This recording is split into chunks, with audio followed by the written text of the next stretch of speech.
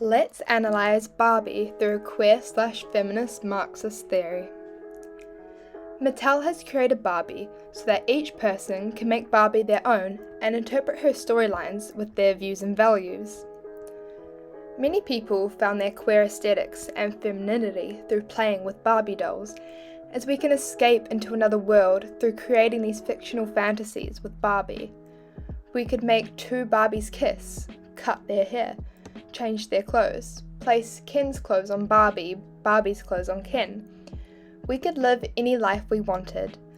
Playing with Barbie dolls is a way to feel as though we have some control over our lives when we are younger. During the 90s, Barbie needed something to bring them into a new era, keep up with the trends, so in 2001 we were introduced to a life-changing new media from Mattel. The first ever Barbie movie, Barbie and the Nutcracker. I have watched every Barbie movie since they started being created, 1 year before I was born. Each one holds a special place in my heart, but the one that has stuck with me the most is Barbie and Princess and the Pauper. Princess and the Pauper was the fourth film in the classic collection. Sadly, the film only has 75% on Rotten Tomatoes, which is not too bad in theory, but I'm here to argue that it deserves at least 90%, as it is a cinematic, life-changing masterpiece.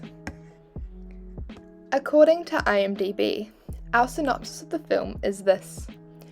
Inspired by Mark Twain's fascinating novel, Princess Annalise finds an unexpected friendship when she meets her humble lookalike, Erica.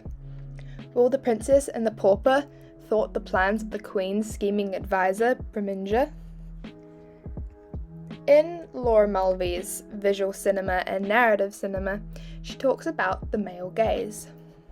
She describes it as a way of portraying and looking at women that empowers men while sexualizing and diminishing women. The male gaze, as a narrative-based, is also a technique-based, such as the use of different camera angles, composition, and lighting techniques. To me, Barbie, Princess and the Pauper almost allows us to interpret our own gaze, and in this sense, I'm talking about a queer/female gaze. With traditional cinema, the men normally take a more action role, where the females take on a more passive role. But with Princess and the Pauper and many other Barbie films alike, we see that the male perspective is really present. Instead, there is a female perspective, which focuses on the relationships between women and the struggles of being a female. These characters are constantly driven by determination and values. They fight for what they believe in and are constantly going through a journey of self-discovery and realization. In the case of Princess and the Pauper, we have Annalise, the princess, and Erica, the pauper, both struggling to fit in and feel as though they cannot fulfill their societal roles that they have been placed into. And even though there is heterosexual romance in the film, it is never the main focus/drive in the plot.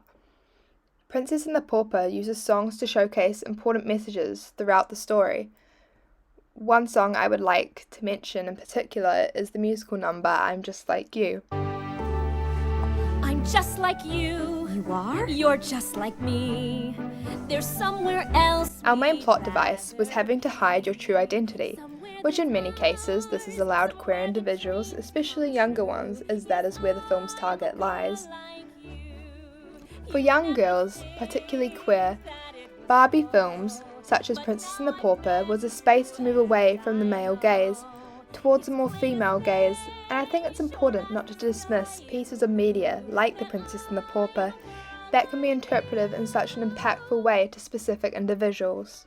So, you're a singer. In the past, people have dismissed Barbie and the Barbie franchise as only standing for unrealistic body standards, which as a disclaimer, I will not ignore nor neglect the societal pressure of Barbie's body standards and lack of diversity, but I think it's important not to dismiss the brand as a whole. According to the creator of Barbie, Ruth Handler, she states that my whole philosophy of Barbie was that through the doll, the little girl could be anything she wanted to be. Barbie always represented the fact that a woman has choices. Even if Ruth's philosophy was lost slightly through the line of production, I think Barbie, Princess and the Pauper demonstrates clearly what Ruth wanted for the Barbie franchise. You can be whatever you want to be, because in the end of the day, you have choices. You can be yourself. And Princess and the Pauper definitely taught me that.